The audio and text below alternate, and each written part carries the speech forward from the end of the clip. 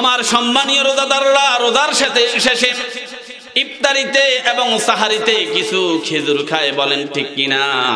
কিন্তু এই খেজুরের উপর এমন শুল্ক আরোপ করলো, এমন কর আরোপ করলো, যেই খেজুর গত বছর পর্যন্ত 101 পারে নিম্নমানের খেজুর যেটা 200 টাকা ছিল, ওই খেজুর এখন 300 টাকা, বলেন ঠিক কিনা?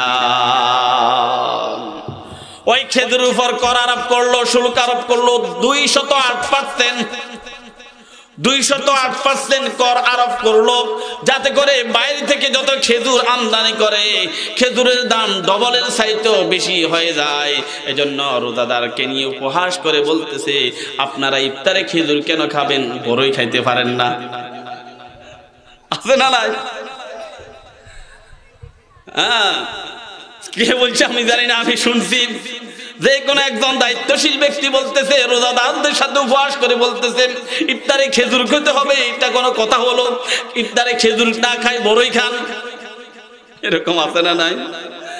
ভাইরা কেন বলবে, কেন করবে না? তার কারণ উনি এমন একটা কাজ করছে, খেজুরের উপর 208% কর আরোপ করছে, আর এই দেশের মদটাকে ফ্রি করে দিয়েছে।